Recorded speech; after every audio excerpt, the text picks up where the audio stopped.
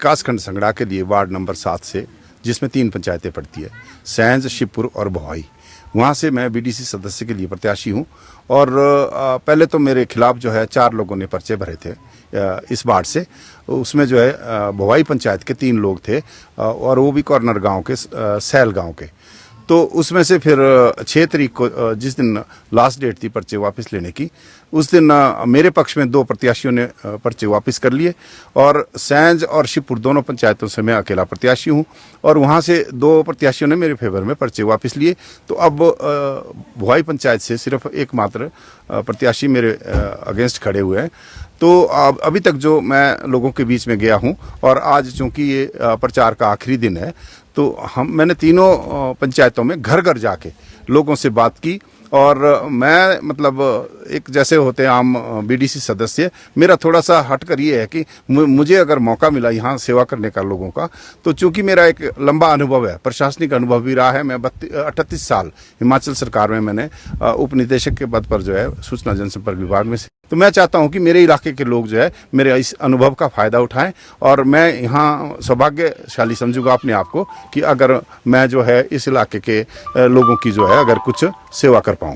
तो मुझे पूरी उम्मीद है कि लोगों का जिस तरह से मुझे सहयोग मिल रहा है और बातचीत लोगों से हुई है, तो मैं 100% मुझे जो है विजय प्राप्त होगी, मेरा ऐसा मानना है। आप जो यहाँ के यूथ हैं उनके लिए आप क्या मैसेज देना चाहते हैं? देखिए, ऐसा है, इस क्षेत्र में बहुत कुछ करने को जो है बाकी है, क्योंकि ये हमारा बहुत पिछड़ा इलाका है। मुझे नौकरी के दौरान जो है बहुत दूर दूर तक भ्रमण करने का मौका मिला है। मैंने प्रदेश का भ्रमण भी किया है और पूरे देश में भी मुझे काम करने का मौका मिला है। और मैं जब दूसरे इलाके के लोगों की देखता हूँ, जैसे अभी रिसेंटली मैंने यहाँ पे बड़ियाल्टा में एक पैराग्लाइडिंग का वो ट्रायल कराए थे और वो सक्सेसफुल हुए। उसके पीछे मेरा ये उद्देश्य था, जब बीड़ बिलिंग जो एक वर्ल्ड की फेमस पैराग्लाइडिंग साइट है, जब वहाँ पे 400 पायलट डेली फ्लाइट करते हैं और 10-10 टूरिस्टों को वो डेली 10-10 ट्रिप लगाते हैं नीचे के, तो एक ट्रिप का 3,000 रुपया लेते हो। तो आप खुद सोचो कि 4,000 टूरिस्टों को जब ऊपर से नीचे लाते हैं तो डेली करोड़ों रुपए की, लाखों रुपए की इनकम हो रही है लोगों को। अगर वहाँ के युवा इस तरह का फायदा उठा सकते हैं, तो हमारे इस क्षेत्र के युवा क्यों नहीं उठा सकते? मैं बताऊं, यहाँ के जो युवा पढ़े लिखे, मैंने खुद देखा है कि हमारे BA पास, MA पास लोग जो है वो वाटर कैरियर के लिए अप्लाई करते हैं, लेकिन उनको कोई गाइड करने वाला नहीं है। और यहाँ पे युवाओं के लिए तो स्वरोजगार में, मतलब जो सरकार की भी योजना है, जैसे एक मुख्यमंत्री स्वावलंबन योजना है, हमारे युवाओं को पता ही नहीं है कि उस स्कीम का फायदा कैसे उठाया जा सकता है।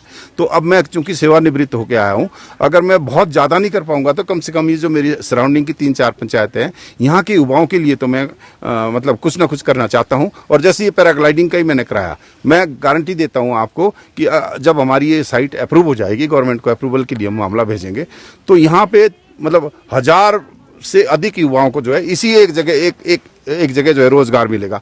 पैराग्लाइडिंग के पायलट्स को हम ट्रेनिंग देंगे, नौजवान हमारे, जब वहाँ के नौजवान उड़ सकते हैं पैराग्लाइड में, तो हमारे क्यों नहीं उड़ सकते हैं? तो इसलिए और भी बहुत सारे काम है। ये तो एक है टूरिज्म का। आपका कहने का मतलब कि यहाँ की थोड़ा सा लोगों को थोड़ी अवेयर रहने की जरूरत है।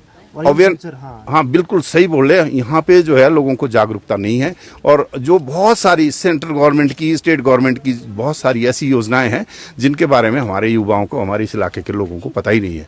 तो हम कोशिश करेंगे लोगों के बीच में जाके, जब संपर्क होगा लोगों से। अभी तक तो मैं शिमला में, मेरा पूरा जीवन वहाँ गुजरा है, तो अपने धरती की, इस माटी की और इस गाँव की सेवा करने का सौभाग्य अब मुझे मिल रहा है। तो मेरी कोशिश रहेगी कि हम खासकर युवाओं पर मेरा स्ट्रेस रहेगा और यहाँ की जो युवा शक्ति है उन्हें हम किसी न किसी क्षेत्र में आगे बढ़ाने की कोशिश करेंगे।